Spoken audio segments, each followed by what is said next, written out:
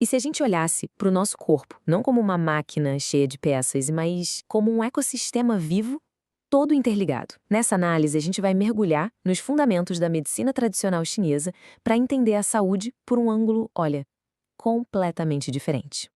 Ok, vamos começar com a base de tudo, que é esta ideia aqui. A gente não está isolado do mundo, somos parte da natureza. É só pensar em como as estações do ano mexem com o nosso humor, com a nossa energia. Isso é um exemplo bem simples dessa troca constante.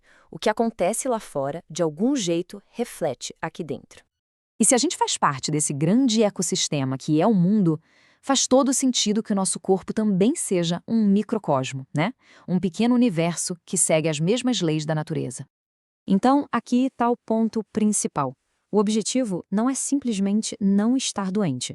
É manter uma harmonia interna que está sempre em movimento, um equilíbrio que se ajusta o tempo todo. Pensa num ecossistema que se autorregula para poder florescer. A ideia é essa. E o que é que governa esse universo interior? Bom, o princípio fundamental é a interação constante entre duas forças primordiais, o Yin e o Yang. Olha, é muito importante entender que Yin e Yang não são inimigos numa batalha. É mais como a noite e o dia, ou o nosso próprio ciclo de dormir e acordar. Um se transforma no outro num fluxo sem fim.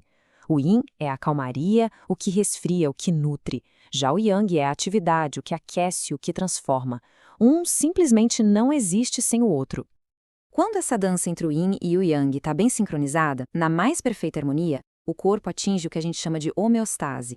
É o estado ideal, sabe? Onde todos os sistemas funcionam direitinho, se regulando e se curando sozinhos. E como é que esse equilíbrio todo se mantém?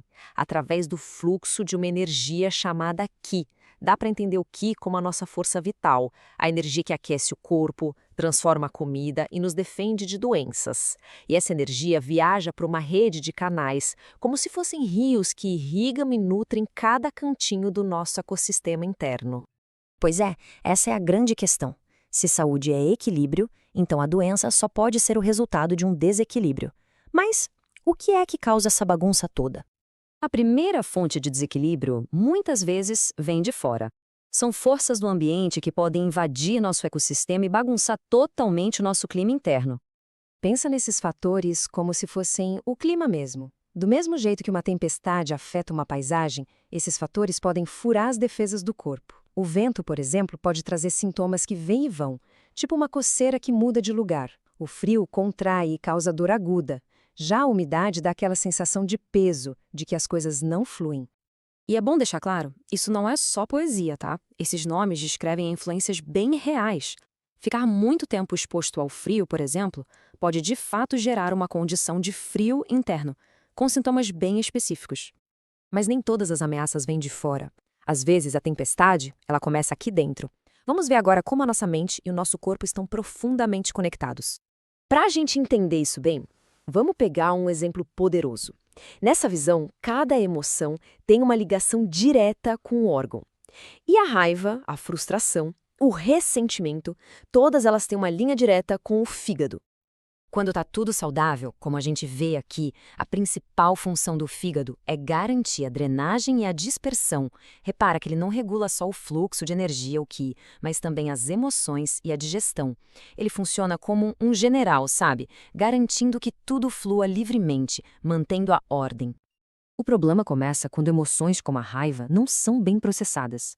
Se a gente engole o choro, guarda o rancor, ou se a raiva vira algo excessivo, ela pode literalmente travar a função do fígado de movimentar a energia.